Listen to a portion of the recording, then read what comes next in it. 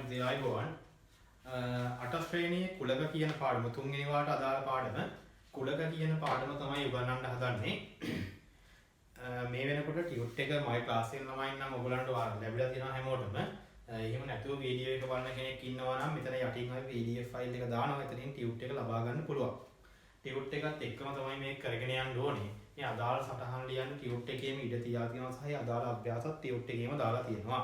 හරි බලමු එහෙනම්. මෙන්න මෙහෙමයි ඉස්සෙල්ලාට කුලකයක් කියන්නේ මොකක්ද කියලා දැනගන්න ඕනේ. කුලකයක් කියන එක අපි විස්තර කරනවා මෙන්න මෙහෙම.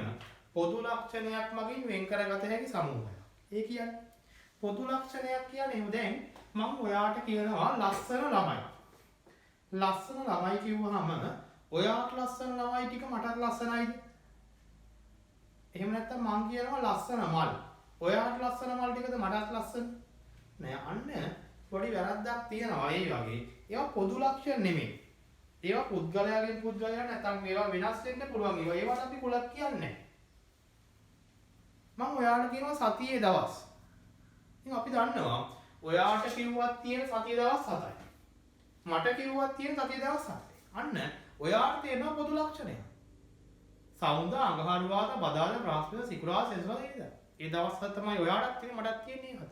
මම කියනවා ඉංග්‍රීසි හෝඩියේ සර අකුරු. වාට පොදු ලක්ෂණයක්ද නැද්ද කියලා ඔව්. ඔයාට තියෙන අකුරු සර අකුරු පහම තමයි මටත් තියෙන්නේ. අන්න ඔන්න වගේ මම කියනවා මෙහෙම. එකේ සිට 10 තෙක් ඉරට්ටේ සංඛ්‍යා. ඉතින් ඔයාට කියන්න 10 තෙක් කියවම 10ක් ගන්නවා. 2 4 6 8 10 ඔය පහම තමයි මටත් තියෙන්නේ. ඔය පහම තමයි ඔයාටත් තියෙන්නේ. අන්න ඒ වගේ පොදු ලක්ෂණයක් මගින් වෙන් කරගන්න පුළුවන් සමූහයකට අපි කියනවා කුලකයක් කියලා. ඉතින් අපි පොඩි කාලේ ඉඳන් කුලක ඉගෙන ගන්නවා. එතකොට අපි කුලක නිරූපණය කරනවා සංගල වරහන් ඇතුලේ. කුලකයක් දැන් සාමාන්‍යයෙන් අපි කුලකයක් ලියන්නේ සංගල වරහන් ඇතුලේ. සහ දැන් ඔයා ගන්න මම උදාහරණයක් ඔයාලට මෙහෙම කියන්නම්කෝ. අර අන්තිමට කිව්වේ 1 සිට 10 තෙක් ඉරට්ටේ සංඛ්‍යා කුලකය. දැන් මෙන්න මෙහෙම අපි ඔය කුලකය කියලා අගට වචන දැම්මහම ඕක නොදා අපිට සාමාන්‍යයෙන් අපි දැනගන්න ඕනේ පොඩි කාලෙත් අපි දන්නවා කුලකයක් ලියන්නේ සංගල වරහන් ඇතුළේ. එහෙනම් මම ලියනවා මෙන්න සංගල වරහන් ඇතුළේ වචනින්ම 1 සිට 10 තෙක් මොන සංඛ්‍යාවද? ඉරට්ටේ සංඛ්‍යාව. අය කුලකය කියලා ලියන්න ඕනේ නැහැ. හේතුව සංගල වරහන් දැම්මහම ඕන කෙනෙක් දන්නවා ඔය තියෙන්නේ කුලකයක් තමයි කියලා. ඊළඟ කාරණේ කුලකයක් අපි සංගල වරහන් තුල නිරූපණය කරනවා වගේම අපි කුලක නම් කරන්නේ ඉංග්‍රීසි හෝඩියේ කැපිටල් අකුරු වලින්. ඒ කියන්නේ ඔයාට මේ ඉංග්‍රීසි හෝඩියේ තියෙන අකුරු 26න් ඕන අකුරක් ගන්න පුළුවන්. හැබැයි නම් කරන්න ඕනේ කැපිටල් අකුරු. කැපිටල් තමයි ගන්න ඕනේ. කැපිටල් A හරි B හරි ඕනේ. ඉතින් ඔය කාරණා දෙක තමයි මුලින්ම දැනගන්න ඕනේ කාරණාව. එහෙනම් අපි කියනවා මෙහෙම පොදු ලක්ෂණයක් මගින් වෙන් කරගන්න පුළුවන් සමූහයකට කියනවා කුලකයක් කියලා. ඒ වගේම කුලක නිරූපණය කරනවා සංගල වරහන් ඇතුලේ සහ කුලක නම් කරනවා ඉංග්‍රීසි හෝඩියේ කැපිටල් අකුරු වලින්. තවත් එක කාරණයක්. දැන් කුලකයක අවයව අපි මේකට කියනවා කුලකයේ වචනයෙන් විස්තර කිරීම කියලා. මට ඕනේ මේ කුලකයේ අවයව ස්වරූපයෙන් විස්තර ගන්න. ඒ සංගල වරහන් වලින් මේ වැඩේ කළ හැකි. 2 4 6 8 10 මේවත් හතේදී ඉගෙන ගන්නවා. තවත් එක විදියක් අපි හතේදී ඉගෙන ගත්තා වෙන් රූපේ. ඒ කියන්නේ ඔය කුලකෙම මෙහිම රවුමක් ඇතුලේ අවයව ටික දානවා. 6 8 10 නම් කරනවා ඒ කියලා. අපි මේවට කියන්නේ වෙන් රූපේ නිරූපණය කරනවායි කියන්නේ. ඉතින් ඔය ආකාර කිහිපයකටම අපිට කුලක නිරූපණය කරන්න පුළුවන්. සහ තව එක දෙයක් ඔයා දැනගන්න ඕනේ මේ කුලක වල මූලික හැඳින්වීම යටතේ. මෙන්න මේක මට ඕනේ කියන්නකෝ මෙහෙම. ඔන්න මට W කියලා කුලකයක් තියෙනවා. මහරගම යන වචනයේ අකුරු මට මේකේ අවයව ටික ඕනේ සංගල වරහන් ඇතුලේ. මම කැපිටල් W කියනම තමයි නම් කරන්නේ කුලකේ. දැනගන්න කුලකයක එක අවයවයක් ලියන්නේ එකපාරයි. අපි මේවා ඉගෙනගෙන තියෙන්නේ මෙන්න පළවෙනි එක මයන්න හරි ඊළඟ එක හයන්න ඊළඟ එක රයන්න ඊළඟ එක ගයන්න ආයිසරයක් මයන්න ලියනවද නැහැ. එක අවයවයක් එකපාරයි ලියන්න ඕනේ. ඔය මූලික කාරණා ටික ඔයා දැනගත යුතුමයි. හරි බලමු එහෙනම්. මෙතනින් පටන් ගන්න. මේ කුලකයක් යනු කියලා එතනින් තමයි දැන් මම ලියන්නේ. ඕගොල්ලෝ ලියන්න ගන්න මම කියනවා. ලියන්නේ මෙතනින් කුලකයක් යනු කියන එක ලියන්න. පොදු ලක්ෂණයක් අනුව පොදු ලක්ෂණයක් අනුව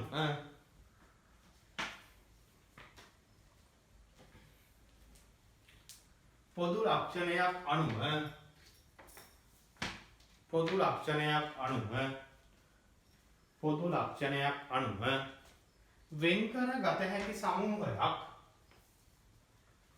වෙන්කර ගත හැකි සමූහයක් වෙන්කර ගත හැකි සමූහයක් කුලකයක් ලෙස හඳුන්වයි. කුලකයක් ලෙස හඳුන්වයි. තාම කඩේවේමයි ඉන්නේ. කුලකයක් ලෙස හඳුන්වයි.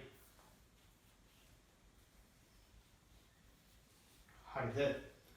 දැන් ලියමු අනික් කාරණා ටික ලියාගන්න මේ බලන්න ලස්සන කොටුවක් දාලා ඒකෙන් ලියමු වෙන පාටකින් පාට පෑනකින් ලියන්න මම කියන්නේ. ලියන්නෙම සාමාන්‍ය මේ කොටුව ඇතුළේ ලියන්න වෙන පාටකින් දැන් මේ කඩේ ලියලා ඉවරයි කොටුව ඇතුළේ ලියන්න. සාමාන්‍යයෙන්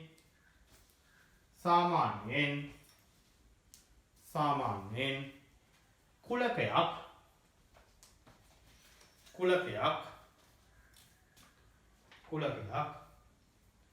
සංගල වරහන් තුල නිරූපණය කරන අතර සංගල වරහන් තුල නිරූපණය කරන අතර සංගල වරහන් තුල නිරූපණය කරන අතර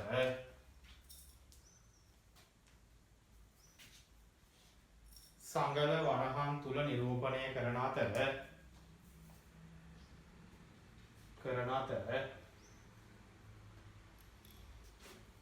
ඉංග්‍රීසි හෝඩියේ කැපිටල් අකුරකින් ඉංග්‍රීසි හෝඩියේ කැපිටල් අකුරකින් ඉංග්‍රීසි හෝඩියේ කැපිටල් අකුරකින් කුලකය නම් කරනු ලබයි. කුලකය නම් කරනු ලබයි. කුලකය නම් කරනු ලබයි. ඒකටම ලියන්න. පාරක් තවත් එක්ක අහන්න. ඒ කොටියම ලියන්න. එසේම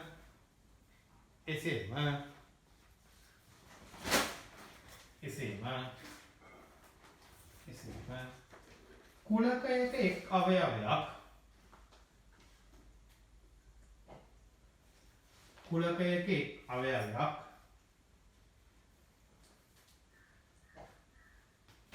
කුලකයක එක් අවයවයක්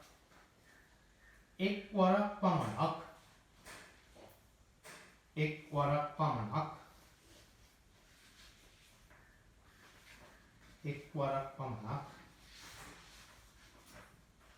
නිරූපණය කරනු ලබයි. හරි මුලින්ම දැනගන්න ඕනේ ඔන්න ඔය කිව්ව කාරණා ටික. දැන් බලමු. ඔතනින් ඉස්සරහට අපි ගියොත් බලන්න. එන්න අභ්‍යාස දැන් අභ්‍යාසයේ උදාහරණ දෙයක් තියෙනවා බලන්න. හරසර යන වචනයේ අකුරු කුලකය. අපි ලියමු වචනයෙන් නෙමෙයි. අපි අවයව ස්වරූපයෙන් ලියමු. මම දානවා අකුරක්. කැමති අකුරක් දාගන්න. අපි ඒක තැනක් ගත්තේ හින්දා. මම T වගේ දානවා. ඔයාලට කැමති අකුරක් ගන්න පුළුවන්. ඒක ප්‍රශ්නයක් නැහැ. කැපිටල් අකුරක්. හරසරන එක අවයවයක් එකපාරයි හයන්න හරි රයන්න හරි සයන්න ආයි රයන්න ඉන්නේ ඔච්චරයි. ඊළඟට මම කිව්වොත් ඔප්පි කියලා සතියේ දවස්. ඔයා ලියාගන්න ඉතින් මම ලියන්න ඕනේ නැහැ. සතුදා, අඟහරුවාදා, බදාදා, බ්‍රහස්පතින්දා, සිකුරාදා, සෙනසුරාදා. ඉතින් ඔය ටික තමයි සතියේ දවස්.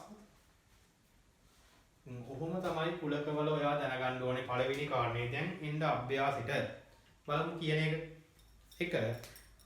පළවෙනි වීඩියෝ අභ්‍යාසයේ පහත දැක්වෙන ප්‍රකාශ අභ්‍යාස පොතේ පිටපත් කරායි ප්‍රකාශ ලියන්න දෙන්නේ ඔයාට යුට් එකේම කරන්නේ. පිටපත් කර ඒවා අතුරින් කුලකයක් නිශ්චිතවල අර්ථ දැක්වෙන ප්‍රකාශ ඉදිරියෙන් හරි ලකුණද එසේ නොවන ඒවා ඉදිරියෙන් වැරදි ලකුණද යොදන්න. වාට පළවෙනි එක බිංදුවත් 20ත් අතර 3 3 6 9 12 15 18. ඔයාට තියෙන තේ ටික මට තියෙන තේ ටික තව කාට හරි කිව්වා තියෙන දාන්න පොදු ලක්ෂණයක්. එනම් කුලකයක් කරන්නේ හරියක් දාන එක ඉස්සරහෙන් එච්චරයි. කුලකයක් නම් හරියක් දාන්න නොවේ නම් වැරද්දක් දාන්න. ඒක තමයි පළවෙනි එක. පුළුවන් හැමෝටම. මම යනවා දෙවෙනි එකට. පහත දැක්වෙන එක් එක් කුලකයේ අවයව සියල්ල සමල වරහන් තුල ලිවීමෙන් කුලක. දැන් බලන්න පළවෙනි එක කියන්නකො. එතන ඉස්සරහම ලියන්න පොඩි ඊට නම් අඩුයි තමයි කමන්නේ පොඩියට ඉස්සරහම ලියන්න. මෙන්න ඒ නම් ඔයා නම් කරන්නේත් ඒ කියලාමයි. මොකද්ද තියෙන්නේ? බිංදුවත් 20ක් අතර සම අපි කියන්නේ එක් වරක් එක 1යි දෙවරක් 2 4 තුන් වරක් 3 9 හතර වරක් 4 16 පස් වරක් 5 25 ගන්න බෑ. ඇයි විස්තර අඩු වෙන්න එපා. හරි. ඉතින් ඔය වගේ අවයව ටික ලියන්න ඕනේ මේ පහේ. පැහැදිලිද කියන්නේ ඒ අදාළ අකුරෙන්මයි නම් කරන්නේ. එතකොට පළවෙනි පිටුව සම්පූර්ණයි. එතකොට මේ ටික අපි ඉගෙනුවා. මේක ඔයා දැන් නෙමෙයි වීඩියෝ එක ඉවරනම තනියෙන් කරන්න ඕනේ. හරිනේ. හරි අපි යනවා එහා පැත්තට. මෙන්න මට උගන්වන්න තියෙන දෙවෙනි කෑල්ල අහන්න. අපි දැනගන්න ඕනේ කුලකයක් තවත් කුලකයක අවයවයක්ද කියන එක. මෙන්න ඔයා හිතන්නකෝ මෙහෙම. අපි මෙන්න මේ ලකුණ පාවිච්චි කරලා මේ ඊ අකුර නිකන් රවුම් කරලා වගේ තමයි මේක ලියන්නේ. මෙහෙම. මේ කියන්නේ අවයවයක් වේ. මොකද්ද මේ ලකුණෙන් කියන්නේ? අවයවයක් වේ. මේක දාලා කපනවා තව නැත්තම් මේක දැම්ම මෙහෙම ඉරකින් කැපුවා. ඒ කියන්නේ අවයවයක් නොවේ. අවයවයක් නොවේ. දැනගන්න අවයවයක් වේ නම් දාන්නේ ඊ අකුර රවුමට වගේ අවයවයක් නොවේ නම් දාන්නේ ඊ අකුර රවුමට වගේ දාලා කපලා දාන්න ඕනේ. දැන් බලමු. ඔයාලට මම උදාහරණයකුත් අපි මේක ලියා ගමුකෝ. මෙන්න මම කියනවා උදාහරණයක් මෙහෙම. ඔයාගේ මේ කෑල්ල උඩ තියෙන කොටුවේ පැත්තෙන් දාලා උදාහරණ මේ පැත්තෙන් වගේ දෙකක් ලස්සනට ලියා ගන්න පුළුවන්. මම කියන උදාහරණයක් මෙහෙම.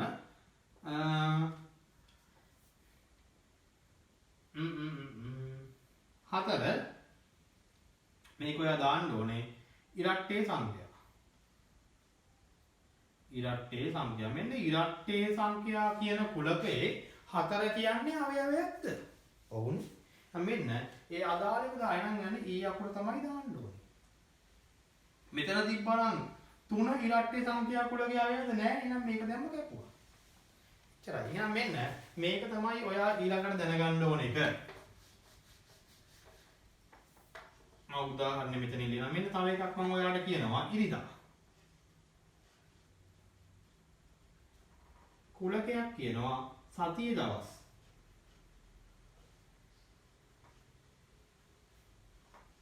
ඉතින් ඉරිදා කියන්නේ සතියේ දවස් කුලකයේ අවයවයක්. ඔවුනේ සතියේ දවසක් නෙහෙනම් අවයවයක් වේ. අර ඊ අකුර රවුමට දාන්නයි ඕනේ. මම කියනවා මෙහෙම 7 කියලා. එතන 17 කියලා මම කියනවා මේකට පහේ ගුණාකාර. පහේ ගුණාකාර බලන්න 5 10 15 20 17 කියන්නේ පහේ ගුණාකාරයක්ද? නෑ. ඒ වුණාම මොකද වෙන්න ඕනේ? අවයවයක් නොවේ. ඊ අකුර දැම්මා කපලා දැම්මා. මට දෙවණි අර ගන්නන්න තියෙන කාරණේ ඕක. ඕක කරන්නේ මෙහෙමයි. ඔයාලට පේනවා කුලක අංකණය කියලා දෙවෙනි පිටුවේ උඩම තියෙනවා. තියෙනවානේ. හරි. අපි එතන කරන්නේ ඉස්සල්ලාම මේක මේ වගේ කැලි දෙකකට බෙදා ගන්න. හරිද?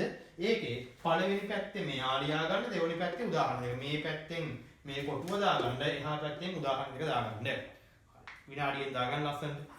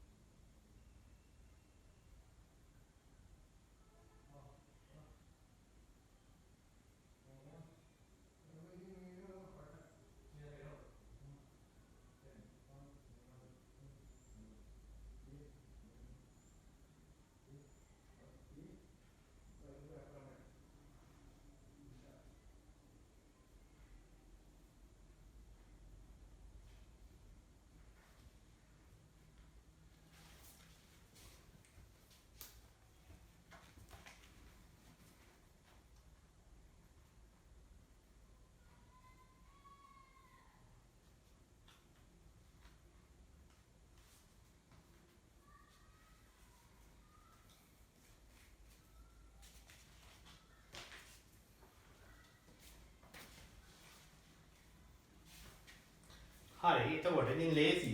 අවයවයක් නම් මේක දාන්න, නොවේ නම් මේක දාන්න. ඉතින් ලේසියෙන් දැන් ලියාගත්ත යම් අභ්‍යාසයට බලන්න තනියෙන් ලේසියෙන් කරන්න පුළුවන්. පහත දැක්වෙන එකක් කියවන ආකාර සිංහලෙන් මොනවා මම මේ කියවන ආකාරය කිව්වොත් මේ ඉරිදා සතියේ දවස් කුලකයේ අවයවයකි. මේක 17 පහේ ගුණාකාර කුලකයේ අවයවයක් නොවේ. මෙන්න මේ වගේ ගණන් හතරක් ඔයාලට තියෙනවා. මේ බලන්න ත්‍රිකෝණ අවයවයක් බහුවස්ත්‍ර කුලක නම් මම ලියනවා. ත්‍රිකෝණ බහුවස්ත්‍ර කුලකයේ අවයවයකි. මම අවසානයේ කිව්වොත් න කැරට් අවයවයක් නොවේ පළතුරු නම් මම කියනවා කැරට් පළතුරු වර්ග කුලකයේ අවයවයක් නොවේ. ඉතින් ඒ විදිහට මේ ටික සිංහලෙන් විස්තර කරලා දාන්න ඕගොල්ලන්ට පුළුවන්. මයි ගියොත් දෙවණි එකට බලන්න පහත දැක්වෙන ප්‍රකාශ අභ්‍යාස පොතේ පිටපත් කරගෙන අභ්‍යාස පොතේ මුකුල් ලියන්න ඕනේ නැහැ හේතුව ටියුට් එකේම දිනවා ටියුට් එකේම දාන්න පුළුවන්. එක් හිස්තැන්ට මේ ලකුණ ඊ අකුරද ඒක දාලා කපනවා. බලන්න අවයවයක්ද 11 ප්‍රථමක සංඛ්‍යා කියන කුලකෙට හරියද? ඔව් හරි. එහෙමනම් ඊ අකුර විතරක් දාන්න කපන්න දෙයක් නැහැ. තේරෙනවද කියන්නේ? මම මෙහෙට ගියොත් නිල් දේ දුන්නේ වර්ණ. හරිද කියලා බලන්න. හරි නම් ඊ අකුර දැම්මා නැත්නම් ඊ අකුර දාලා කැපුවා. පැහැදිලිනේ කියන්නේ? ඒ පහ ඒ විදිහට කරන්න පුළුවන්. මං ගියොත් අවසානයකට පහත දැක්වෙන ප්‍රකාශ අභ්‍යාස පොතේ පිටපත් කර අභ්‍යාස පොතේ කරන්න යන්නේ අපිට ටියුට් එකේම කරන්නේ. ඒවා ඉදිරියෙන් හරි ලකුණද වැරදි බලන්න පළවෙනි එක. 7 කියන එක අවයවයක් ලු අර දීලා තියෙන කුලකේ බලන්න. ඔව් 7 තියෙනවා එහෙනම් හරි. ඉස්සරහෙන් හරියක් දාන්න ඇති. මම ගියොත් අවසාන එක රෝම ඉලක්කම් 5 රෝම ඉලක්කම් 3 අවයවයක් ලු මේ කියන කුලකේ බලන්න හරිද වැරදිද? රෝම ඉලක්කම් 3 නෑ. නම් අවයවයක් නෙවෙයි. නම් මේ කියන්නේ අවයවයක් කියලා ඒක වැරදි. උඩ එක 4 බලන්න 4 මේ කියන්නේ අවයවයක් නොවේ කියලා. හැබැයි ඒ කුලකේ අවයවයක් විදියට තියෙනවා. අන්න අවයවයක් විදියට තියෙනවා. හැබැයි කියන්නේ අවයවයක් නොවේ. එහෙනම් මෙයක් වැරදි. පැහැදිලිද කියන්නේ? ආයනම් ඒ පිටුව ඊළඟට ඔය කිව්ව කාරණා දෙකකින් විතරක් ඕගොල්ලන්ට සම්පූර්ණ කරන්න පුළුවන්.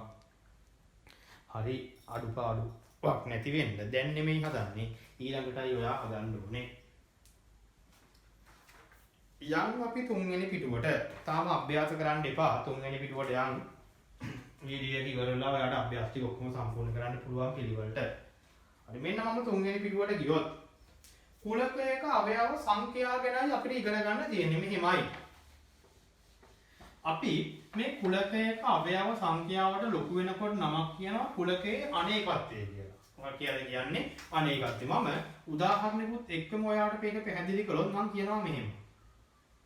A කියලා මට කුලකයක් තියෙනවා. අරකම 1 සිට 10 තෙක් ඉරට්ටේ සංඛ්‍යා. හරිද? මට ඕනේ මේකේ අවයව සංඛ්‍යාව. ඊට කලින් ඔයා මේකේ අවයව ටික ලියන්න ඕනේ. මම ලියනවා. කියන්න ඉරට්ටේ සංඛ්‍යා 2 4 6 8 10. ඉතින් මේකේ අවයව තියෙනවා 1යි 2යි 3යි 4යි 5ක්. ඕක ලියන්නේ මෙහෙම මේ simple n. හරිද? වරහන් ඇතුලේ දානවා a. a දාන්නේ කුලකේ නම a නම් a, කුලකේ අදාළ t නම් t, p නම් p. n a සමානයි 1 2 3 4 5. ඔන්න ඕකට තමයි අපි කියන්නේ කුලකේ අවයව සංඛ්‍යාව ලියනවායි කියලා. පැහැදිලිද කියන්නේ? ඉතින් මේ අපි ලියනකොට කුලකේ එක අවයවයක් එකපාරයි. අවයව සංඛ්‍යාව ලියනකොට ඒ වචනෙන් තියෙන කුලකේ අපි අවයව ස්වරූපයෙන් ලිව්වා. ඒ අවයව ටික ගණන් කරලා ලිව්වා. කුලකේ a නම් na, කුලකේ p නම් np. පැහැදිලිද කියන්නේ? හරි මේ කොටුවේ අපි ලියාගමු. ලියන්න මේ කොටුවේ උඩින්ම.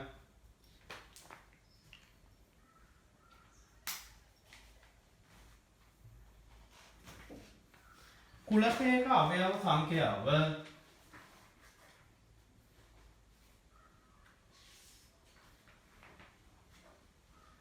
කුලකයක අවයව සංඛ්‍යාව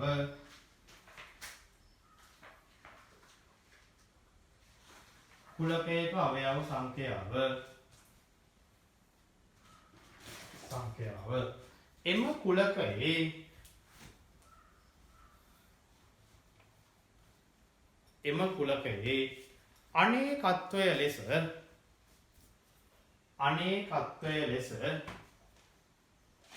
අනේකත්වය ලෙස හඳුන්වයි. හරි දැනගන්න අවය කුලකේ A නම් අපි යාගේ අවයව ගාන කියන්නේ NA. හරිද? උදාහරණ දාගන්න ලස්සනට ඒ කොටුවෙන්ම උදාහරණ මේක දාගන්න. අපි අද යන්නේ උදාහරණ දාන්න.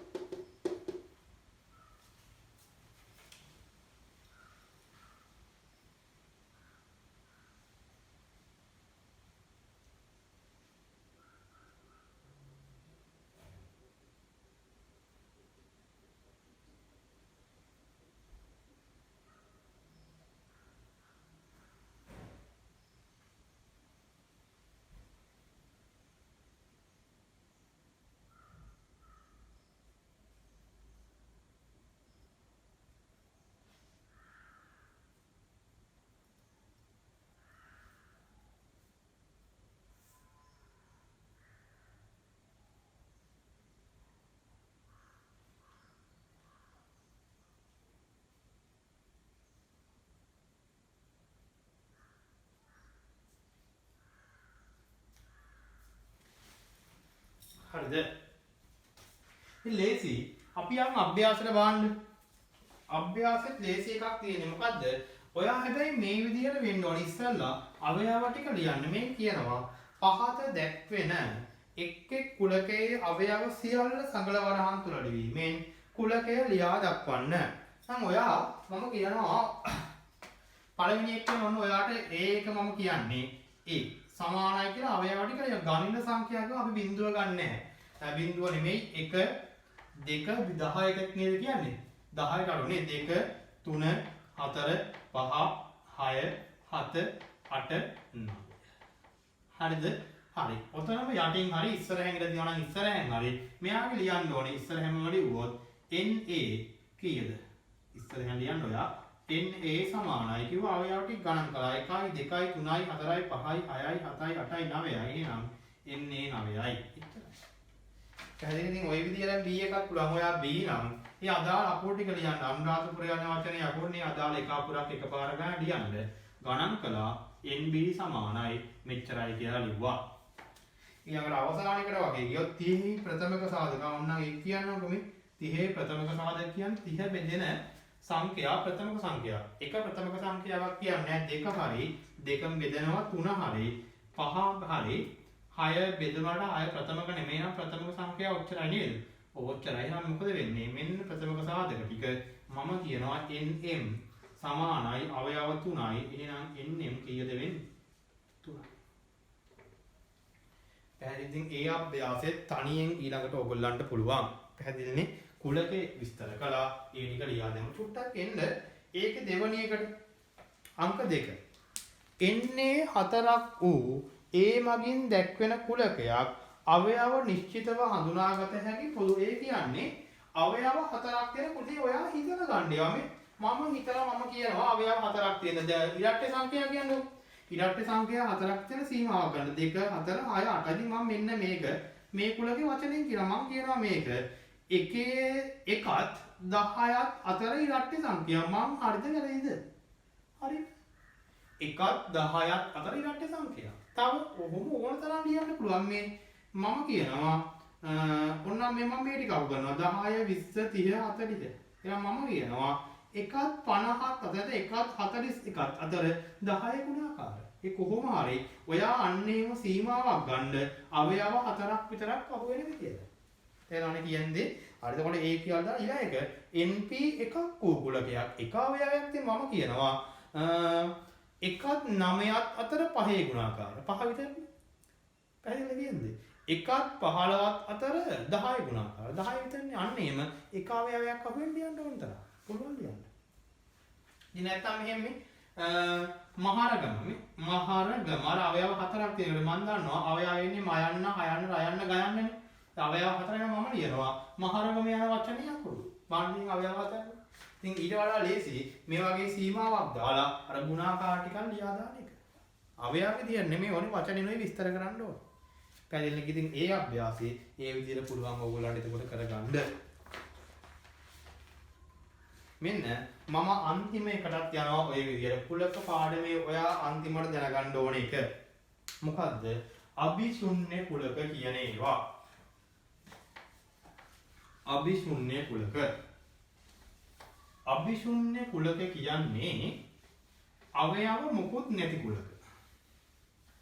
ඒ කියන්නේ මම කිව්වොත් මෙහෙම A කියන කුලකයක් තියෙනවා 9ට අඩු සිංහලෙන්ම ලියන්නම් 9ට අඩු 10 ගුණාකාරය 9ට අඩු 10 ගුණාකාර බලන්න ඒවා තියෙනවද 10 ගුණාකාර කියන්නේ 10 20 30 40 9ට අඩු ඒවා එකක්වත් තියෙනවද නෑ ඔන්න ඕවට අපි කියනවා අභිශුන්‍ය කුලක මොකද ඒවැ NA කීයද වෙන්නේ 0යි සහ මේක අපි නිරූපණය කරනවා මෙන්න මෙහෙම NA මෙහෙම බිඳුව දාලා කපනවා ඒ කියන්නේ මේකේ අවයව මොකුත් නෑ කියන එක සහ තවත් විදිහක් තියෙනවා NA අපි දැම්මා සංගල වරහන් දෙක විතරක් ඒ කියන්නේ ඔයාට මේක අවයව ස්වරූපයෙන් විස්තර කරන්න කිව්වොත් මෙහෙම ඇයි අවයව මොකුත් නෑනේ ඉතින් ඔය ටිකම දැනගන්න NA බිඳුවයි අභිශුන්‍ය කුලක එක ඒක අපි දානවා NA දාලා බිඳුව දාලා කපනවා අර පද විස්තර කරොත් කොහොම කරන්නේ එහෙනම් අභිශුන්‍ය කුලකය කියන්නේ අවයව කිසිවක් නොමැති කුලකය හරි අපි ලියමු මෙහෙම කොටුවේ උඩින්ම ලියන්න අවයව කිසිවක් නොමැති කුලකය අවයව කිසිවක් නොමැති කුලකය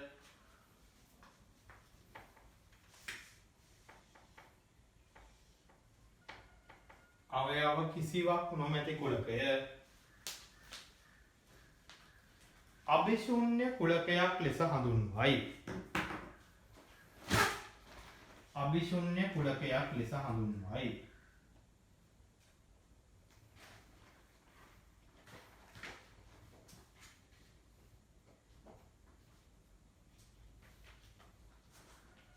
හරි අහන්නේ වෙනා අභිශුන්‍ය කුලකයක් අර සංගල වරහන් තුන නිරූපණය කරන එක තමයි අන්තිමට මම කියා තියෙන්නේ. අර ඒ අකුර දැම්මා සංගල වරහන් දෙක විතරක් දැම්මා. ඒකේ අනේකත්ති බිඳුවයි ඒකත් අපි නිරූපණය කරනවා. අර බිඳුව දාලා කපන්නේ අවයව මොකුත් නැහැ කියන්නේ. හරි කොටුවේ මේ ටිකක් දාගන්න ලස්සනට. තියෙන කොටුවෙන් පොඩියට අර බෝඩ් එකේ තියෙන ටිකක් දාගන්න.